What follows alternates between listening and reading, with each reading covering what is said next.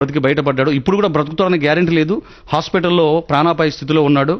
ప్రియులారా, నేను అడుగుతున్నాను, మరి ఎందుకు వీరు ఇలా చేశారు? భారతదేశంలో ఇంతకు మునుపు ఎప్పుడు లేని విధంగా ఈ సంఘటన నడిబొడ్డులో, రాజధాని నడిబొడ్డులో జరిగిందండి. ఇంకొక విషయం చెప్పమంటారా? విచిత్రం ఏంటంటే, వారు జరిపినటువంటి ఈ మతోన్మాద చర్యనంతటినీ కూడా రికార్డ్ చేశారండి.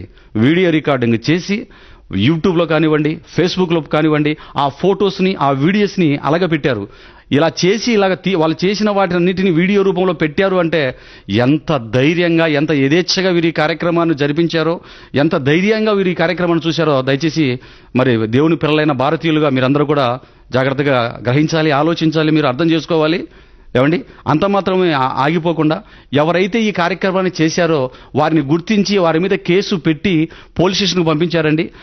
విచిత్రం ఏంటంటే, పోలీస్ స్టేషన్కు పంపించినటువంటి 24 గంటలు తిరక్క మునిపే ఆయన అలాగ చావు బతుకుల మీద కొట్టి పడేసినటువంటి వీరు దర్జాగా బెయిల్ తీసుకొని బయటికి వచ్చి కాలర్ ఎగరేసుకొని తిరుగుతున్నారు మరలా హైదరాబాద్లో. అంటే పరిస్థితి మన భారతదేశంలో రాజ్యాంగాన్ని వెక్కిరించే కార్యక్రమం ఏ స్థాయిలో ఉందో దయచేసి మీరు ఆలోచించండి ప్రియులారా.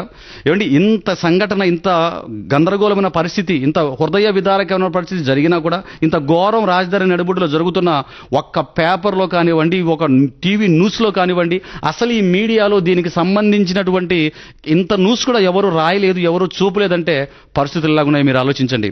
ఏమండి, ఎక్కడైనా చీమ చిటుక్కమంటే ఈ న్యూస్ మీడియా వాళ్ళు స్పందిస్తారే?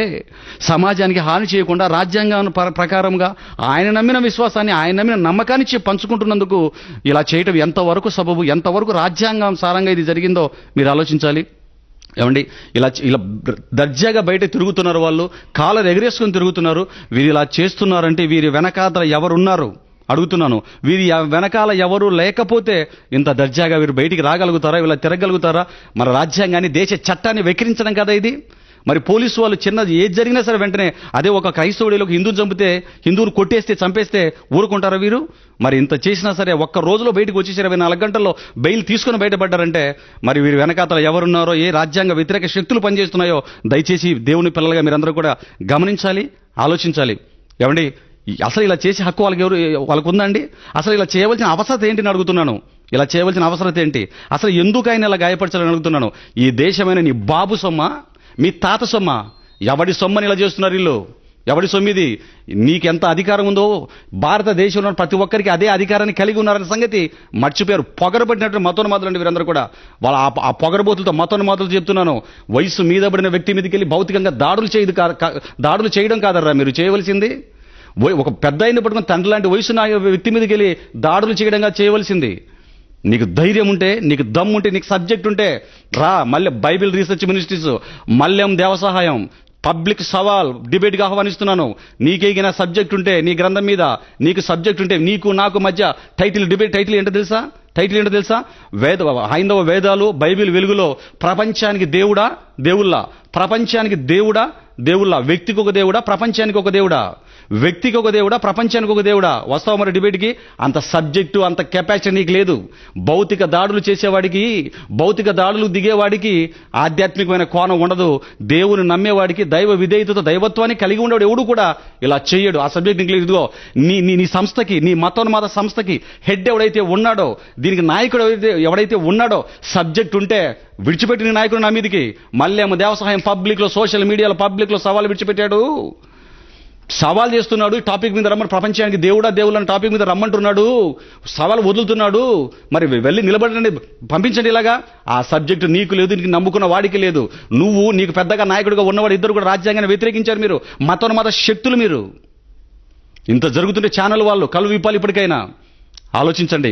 నీకు సబ్జెక్ట్ ఉంటే నిలబడాలి. అది రోషం అంటే, అది మగతనం అంటే. చేతగానే వ్యక్తుల మీదకి వెళ్ళి 3-4 వేసి ఒకని చేసి కొట్టడం కాదు.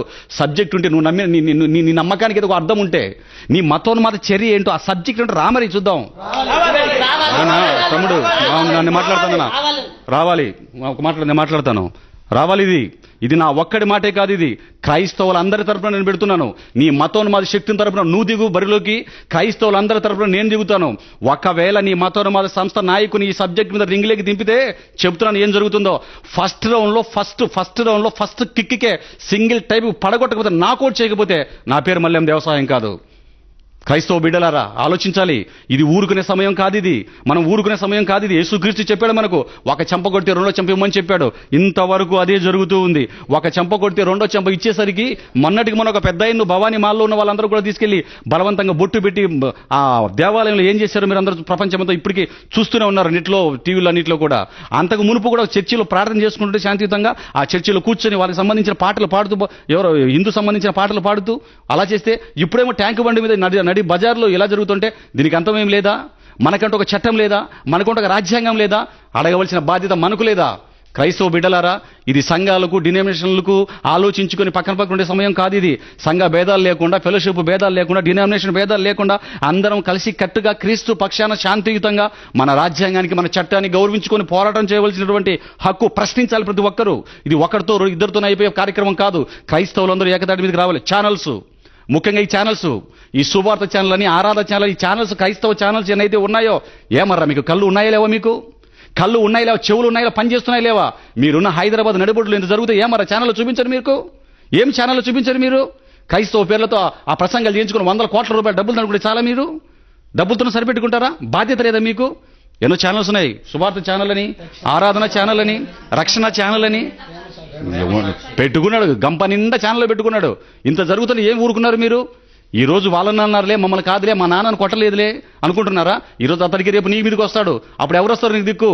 కాబట్టి ప్రియులారా ఆలోచించండి. నా ఆవేశానికి ఆలోచించండి. అర్థం ఉంది నేను ఆవేశపడడానికి. మనం ఊరుకునే సమయం కాదు ఇది. అందరూ కలిసి కట్టుగా దూకాలి. క్రైస్తవ ఛానల్ 100 కోట్లు పెట్టి క్రైస్తవ ఛానల్ పెట్టుకొని నీ బిడ్డలను అమెరికాలో సెట్ చేసుకున్నావు అనుకుంటున్నావేమో. క్రీస్తుకు బైబిల్ మీద వస్తున్నటువంటి మతోన్మత దాడుల కోసం నువ్వు గలం విప్పకపోతే, నువ్వు సంపాదించిన డబ్బు వల్ల నువ్వు నీ కుటుంబం బాగుపడరు. మీరు శాపం తగులుతుంది. గలం విప్పాలి. క్రైస్తవుల పక్షం నిలబడాలి. ఇదిగో సువార్త ఛానల్, ఆరాధన ఛానల్, రక్షణ ఛానల్ నిలబెట్టండి. ఆ మతోన్మత సంస్థకు సంబంధించిన వాడు రమ్మనండి, నేను నిలబడతాను. ఛానల్లో పెట్టండి. డైరెక్ట్ లైవ్ బహిరంగ డిబేట్ ఇది. రావాలి, రోషం ఉంటే రావాలి. క్రైస్తవులంతా ఏకం అవ్వాలి. సెలవు.